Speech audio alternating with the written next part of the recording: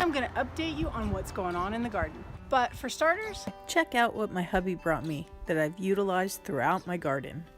I'm so excited. I have got some awesome wattle that is unused. I'll use the straw out of here. See, this one is kind of torn open. I'll use the straw around my chicken coops in my garden. And the burlap, I will make something out of. Woo, thank you, hubby. Let's go take a look at my planter in the front yard. As you saw the wattle that I had in the dumpster, I took it. I'm going to go rocks all the way around. As you can see here, there's my finger right along there. It's going to go all the way around, but I use the wattle because that's going to hold in water around my tree. Came all the way around. I had some roses.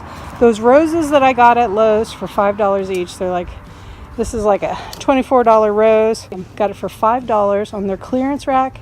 So what I ended up doing was, I had some little sproutlings. I got some daikon radish going on in here. Got my mini rose. I put daikons throughout. They're over near my gargoyle.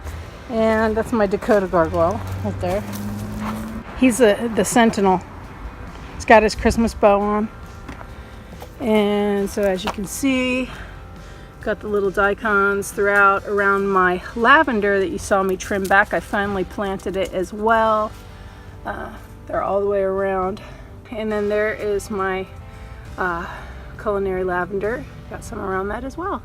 I planted some family irises that have been passed down from my grandmother and down to my mom, down to me. And then I have these beautiful calla lilies that were given to me by my dear friend Harmony High C. And I've got a couple over there. They just have stayed with us, which I'm so glad to get them in the ground. All right. And this, just to tell you, this was my grandfather's little plow that he used. He had it a very long time. Got it in my garden, reminding me of him. Yeah. Yep. Good day to garden. So here, I want to show you is one of my spiral planters that I made from the wattle rolls of straw. I have it spiraled. There's 2 of these, and then inside of it I have some decaying compost and also soil as well on top. It's kind of the straw bale concept. When people plant inside straw bale, I have done that. What will happen is the straw will break down over time, and I'm going to place either strawberries or some kind of squash. I'll put insert little holes all the way around it so it will eventually cascade. Up top, I planted my rosemary.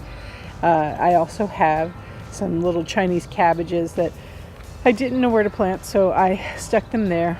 And of course, when they're large enough, I will probably thin them and give them another location. There's my little rooster. As you can see, look at the wattle that I'm going to be making these from. I absolutely love this stuff. The nice thing about me making these now is that it gives the planter a head start to start breaking down over winter. And then come spring, I will be putting in my strawberries, squash. I even think like cascading rosemary and a bunch of other herbs would do fabulous in something like that. And then my hummingbird feeder. I love it. I wish I had a hummer right here, right now. I see 2 little hummers down there. What are you guys doing? Huh? One of my favorite times to be out in the garden is early in the morning. It just seems like everything is waking up to bless the day. And so we're going over to feed the chickens right now. And yeah, here we are. We made it.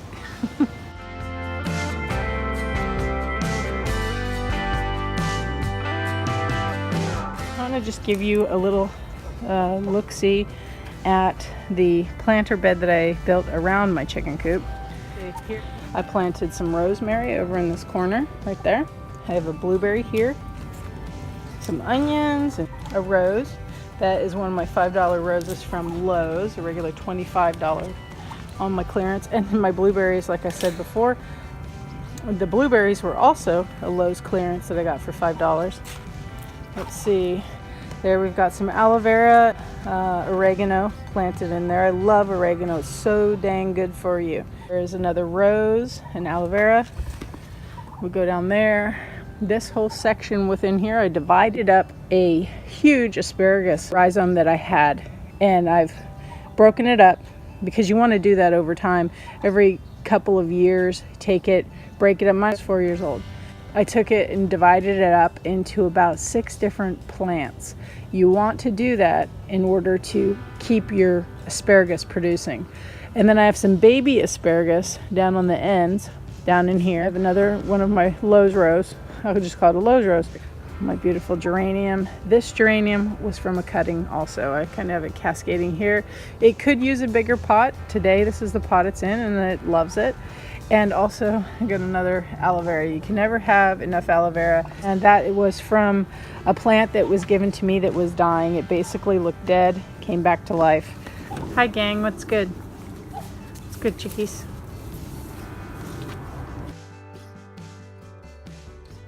That's my Khaleesi.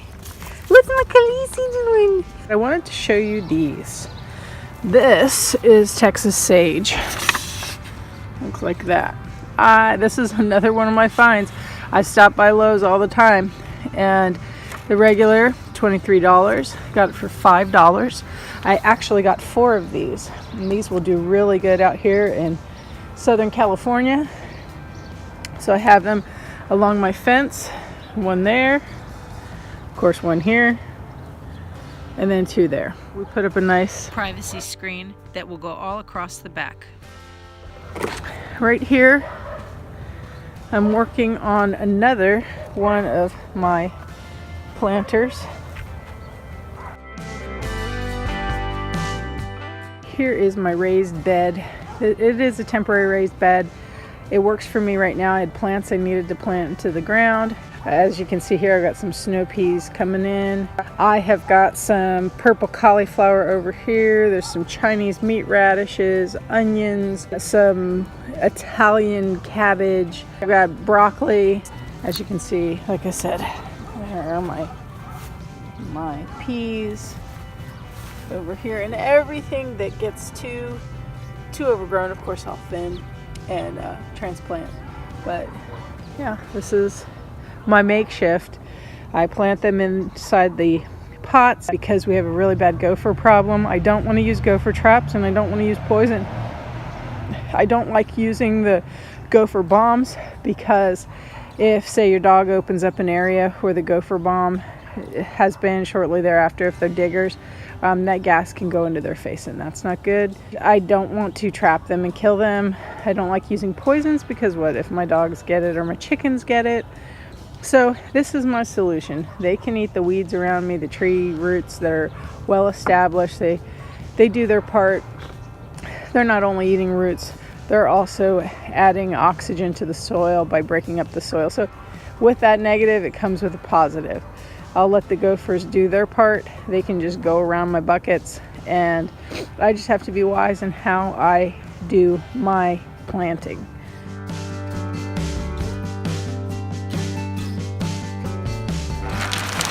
Alrighty, welcome to my greenhouse. Not the greatest greenhouse in the world, but I'm sure it's not the worst greenhouse in the world. Look at these glass slider door panels that my dear customer gave to me.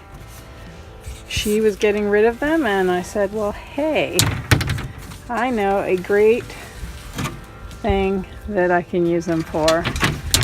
Isn't that sweet of her? And then I also have a glass door that I'm going to be using for the door into my greenhouse. So all that plastic will be discarded, and I will be using these glass panes and my door for my greenhouse. I am so excited. I've even got tomatoes still coming. My tomato plants are hanging in there. We have had frost. I've got tomatoes down there. Yes, they're split. These guys have been so neglected this year with the move. I love these. These are mini Marzanos, and I saved some seeds. I've got some little basils growing down there. Let's see, where are the Thai longs? They're over there. And some more little, we've got some acorn squash. I am a seed junkie, and I'll repurpose my tomato containers, start little seedlings. I've got some dill and fennel in here. I'm going to keep in the greenhouse, and then once spring hits, I will plant it in the garden. This is something that I can't wait to share with you what these little guys are. This is a white beefsteak tomato. And here we have some sweet potato. I pulled up my ghost chili. She is about, I want to say 2 or 3 years old. And I'm hoping to even be able to stick them in the ground this spring. Hopefully they'll do well. Okay, so look at my pepper plant. I got a bell pepper right there. This is a red bell on the other side of this mini Marzano. I picked this up over at Lowe's. It was on clearance. It is a thornless blackberry. I got this, it's a regular $25 blackberry bush. I got it for $13.50. Would have liked it for $5, but hey, some of these will not drop below that. I know, like on the Monrovias, they will not drop below a certain price. Very rarely will I see those for $5. Alrighty, so I'm going to show you guys my propagations. Look at what these guys are doing. They're trucking along. Look at all the little lavenders. I got the lantana in there. It's doing well. Over here, these are, I tried propagating some blueberries and of course some roses, and they're trucking along. We'll see about these. These were from the blackberry. I'm gonna try and see if I can propagate some from that. I'm not too positive if it will take. Let's see. Here is, these are my pine tree cuttings right in here, minus this little grass. You can see there's still some green going on there. These are the younger ones, and I'm thinking that they're doing well. Let's see. Ooh.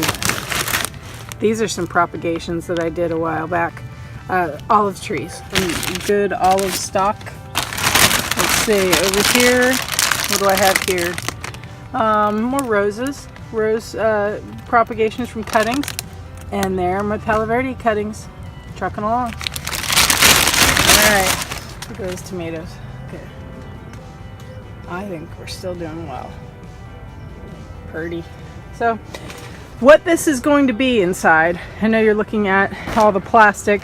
For right now, this is a work in progress. This is my structure that I was given, that they were getting rid of their carport, and I'm using it as the structure for my greenhouse. Let's go over and take a look at the fig tree. This one has been in my family a long time. It came from a tree that came from my grandmother's house, and from there it went to my parents' house, and from there, when my parents moved, I took a cutting of it. Hey Max, don't chew on that. Hey, I know you'll love the figs, you little fruitarian. I'd taken a few shoots. One I transplanted from my parents, the other one I gave to my sister. My sister had this for a while. This has been over the course of probably 30 years here that I've known about this tree, from grandma on, and she probably had it way longer. Could be a 50-year-old tree. And this is an offshoot from it. Not a seed from it, a propagation from it. So then my sister accidentally had a branch break off. She stuck it in the ground. It took and became this guy. She gave it to me because she not only had the original that I gave to her, but then now she had this one and she gave it to me. So I am thrilled to be able to have this. It's so neat to have plants that have been in your family for years. It's the whole heirloom thing. This tree I know is easily from a 50-year-old tree. So guys, I hope you liked today's tour of what's going on here at Organically. It is a work in progress, and it is a labor of love for sure.